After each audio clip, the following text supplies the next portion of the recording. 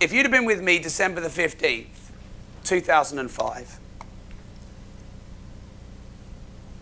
as a fly on the wall in my dad's local pub, smelling the smells of the carvery restaurant where he was carving the medium rare beef off the bone, and all the customers who loved my dad, you know, the landlord, were helping themselves to vegetables, and in Peterborough they get the Yorkshire puddings, put them around the edge and stack it right up. Because it's only one visit at my dad's pub because he's northern. So if you'd have been there, you'd have seen something that totally changed the life of my family in one instant. But I need to take you a bit back to take you a bit forward. So, my dad, hard-working northern man, strong, proud, entrepreneurial. Mum died when he was really young, brought up by his older brother, and went out there and made a successful business running pubs, clubs, hotels, and always reminds me that he was a millionaire 30 years before me. And as he got later on in his career, i.e. late 50s, it's like when my dad was, what, 58, 59, he looked like he was 40. When he was 60, he looked like he was 75. He worked just a couple of years too long in the pub business. Now, I don't know if any of you go to local pubs anymore. Everyone used to. It doesn't seem like everyone does anymore. Coffee shops, bars, you know, blah, blah, blah. No one really seems to go to local pubs. It's kind of ironic, isn't it? That people like us are HMOing them now. And often lots of pubs now boarded up and they're changing the use. And that exactly same thing happened to my dad's pub, the Royal Arms. It's just been sold. And it's going to be developed over. Now, my dad, proud northern man, ran that pub for 8, 9 years. But in the smoking ban kicked in. I can't remember what year it was. Early to mid-2000s, I think. And Dad said, our business is ruined. His trade halved overnight because no one would come to the pub at lunch or in the evening because they couldn't smoke inside, and they certainly wouldn't in the winter. It wasn't so bad in the summer. But the trade halved overnight. Dad was like, this is crucifying us.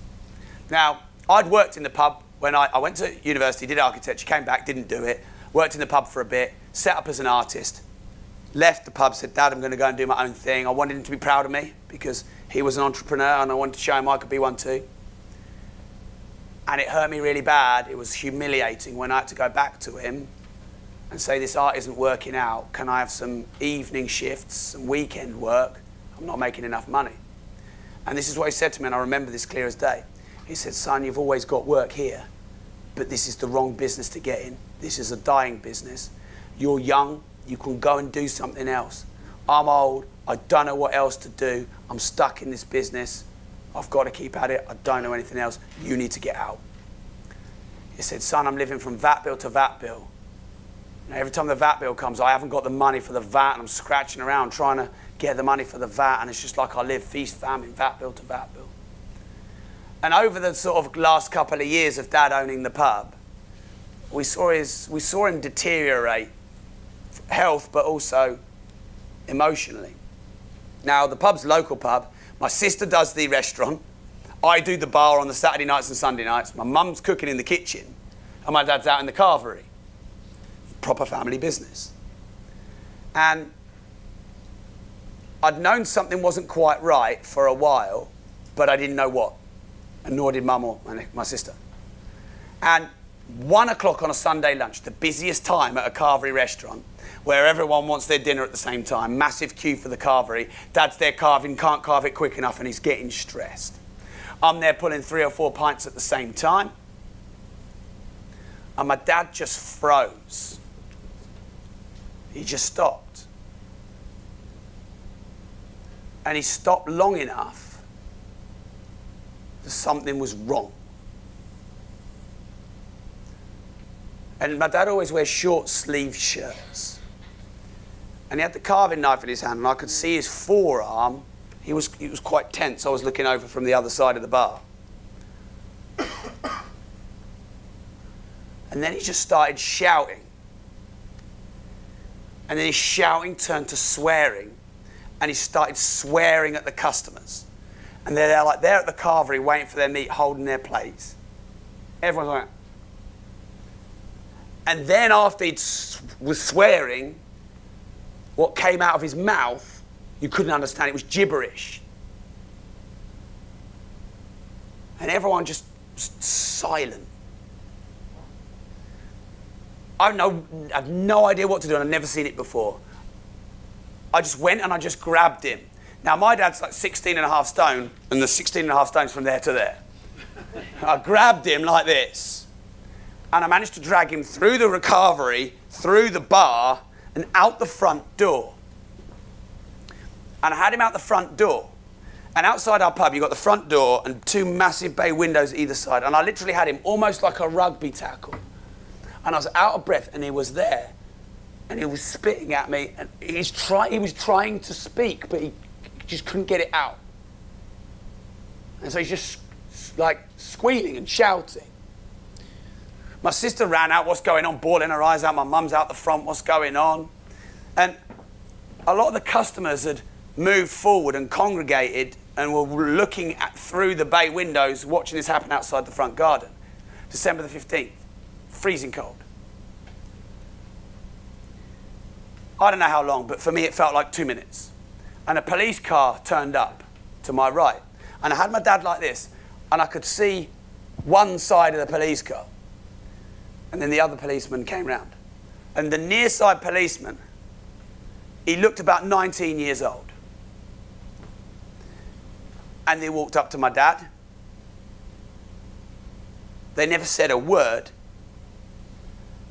The young one got the baton out of his belt, and he fucking smashed my dad around the back of the knees till they busted him to the floor. They bundled him. They bundled me off. They tied him up in these ties. I'd never seen them before, but you pull them tight. They look like elastic, but they actually lock shut.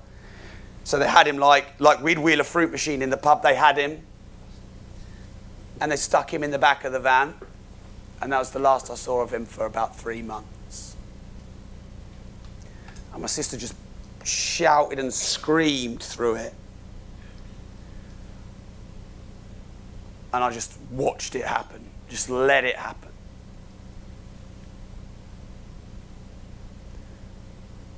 And that was our first experience of my dad's manic depression, as it was known then, bipolar as it's also known. And it's so hard to try and work with someone who has a mental illness, because you have no idea what's coming. It's like 1 minute you've got dad, the next minute it's like he's possessed. And for years afterwards, years, Mum would come and see me, and she'd just bawl her eyes out, and she'd say, I've lost Dave, I've lost my son, my dad, you know, her husband. I don't know if I can stand by him through this because I don't know who he is. And the worst part about that is that December the 15th is my dad's birthday. And it happened in front of everybody.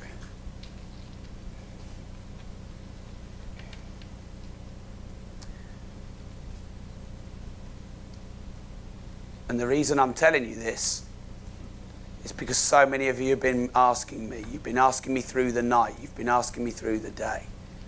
What was the thing that made the difference, that made you change? What was, you know, all the mindset stuff we did through the night? It was December the 15th, 2005.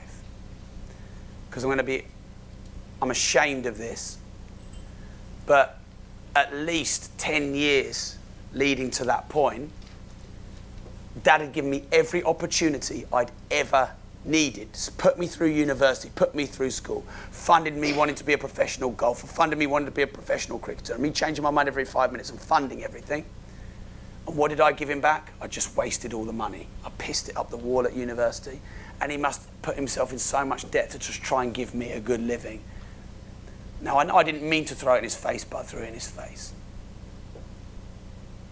And so on that day,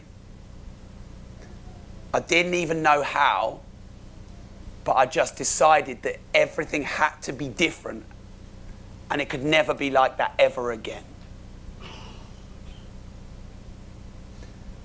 I didn't even know on December the 15th it was going to be property, because it wasn't until December the 21st. But you can see how motivated I was that I went to that property event and I met Mark. But it like kicked off this chain of events. Bang, bang, bang, bang, bang, bang, bang, bang, bang. 2 years later, my dad lives in one of my houses, rent-free, doesn't pay a penny. My mum and my dad are financially free. They didn't get a retirement fund. They didn't make any money selling their pub. It is funded by my property portfolio. The hundreds of properties that Mark and I have built will see my parents until they're 285. That's it. They could have 3 lifetimes and they'll never need anything ever again. Now, I had every opportunity to do that for them for 26 years, but I never woke up. And on that day, I woke up. And it was the worst day of my life. I'm quite fortunate in that I haven't had too many people close to me die. That was the worst day of my life. Now, fast forward a couple of years after those couple of years, when Dad and Mum are all sorted and they're retired thanks to what our property portfolio has done. Because it's not me, it's the systems of property investing. The stuff I've been teaching you, the stuff I'll teach you on the masterclass. That's what did it. Because that's how I made my money, despite me. And for years, from about 2009-10, I've been saying to my dad, Dad, why don't you let me buy you a new Jag? Because he was driving around in this N-Reg banger Jag, bits falling off it. But it was like some kind of status symbol, or rather anti-status symbol. You and your Ferrari, well, me and my 28-year-old Jag. Look at Dad. So I said, well, why don't you, didn't want a new Jag. So I said, well, why don't you let me buy you a new old one? Wouldn't have it. So for his 70th birthday, I couldn't resist, and I bought him a brand new Merc. And that was paid for by my property portfolio, of course, and you know, everything I've taught you that I learned. And we did a little surprise for him. I put this massive bow on it, and that's the first time as an adult male. No, the second time as an adult male, my dad has cuddled me. I just bawled it. Sorry. And then we got him in the car and we took him down to Connington, and I took him up in the helicopter on his 70th birthday. And I didn't even really know. I knew he was an aircraft engineer, but I didn't actually know he wanted to be a pilot. He never really talked to me about it. And he was like this little kid. He says, man, well, you know, blah, blah, blah. And I tipped my mum off, 26 I Road there. I said, Mum, go stand outside at X time. She stood outside and waved. My mum's quite small, couldn't really see, so dropped a couple of 100 feet under the legal limit. Yeah, can you see her now, Dad? Yeah, the blades are nearly on the hair. Yeah. Whoa, pull it straight back up. And we flew off out and I landed. And that was one of the best experiences of my life.